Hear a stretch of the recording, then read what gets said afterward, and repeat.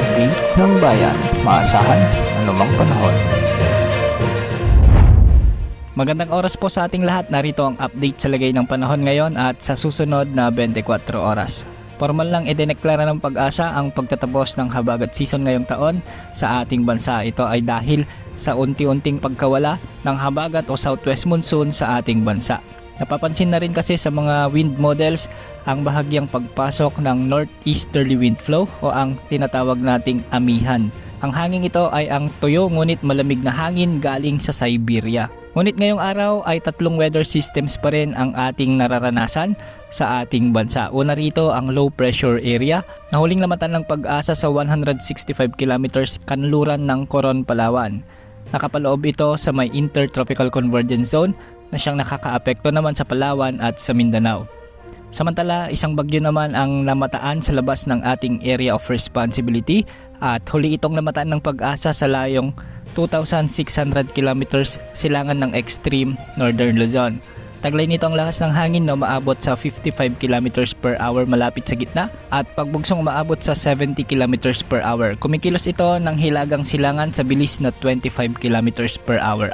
Ayon sa Pag-asa, hindi naman ito nakikitang papasok sa loob ng ating area of responsibility at walang magiging direktang epekto sa anumang bahagi ng ating kapuluan. Ngayong araw nga dahil sa low pressure area, asahan ang maulap na kalangitan na may mga kalat-kalat na pagulan at pagkidlat-pagkulog sa bahagi ng Metro Manila, Central Luzon, Calabarzon, Bicol Region, sa may La Union, Pangasinan, Benguet, Nueva Vizcaya, Quirino, Oriental Mindoro, Occidental Mindoro at Palawan.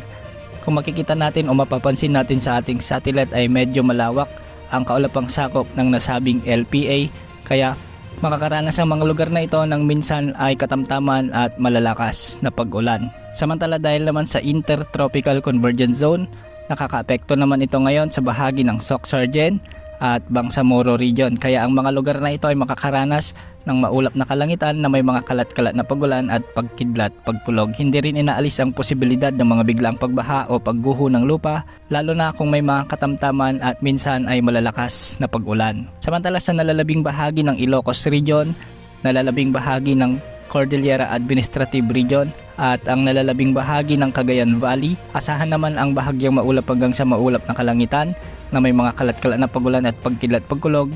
Ito ay dahil naman sa easterlies o ang mainit na hangin mula sa karagatang Pasipiko.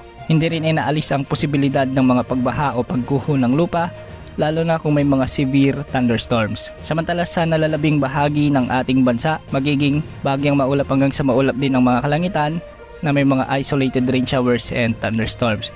Dulot naman ito ng mga localized thunderstorms. Bukas, maraming lugar pa rin ang makakaranas ng maulap na kalangitan lalo na sa Luzon at Visayas. Kaya asahan pa rin ang makulimlim na panahon. Ngunit pagsapit ng hapon o gabi ay posible na ang mga localized thunderstorms sa iba pang bahagi ng ating bansa.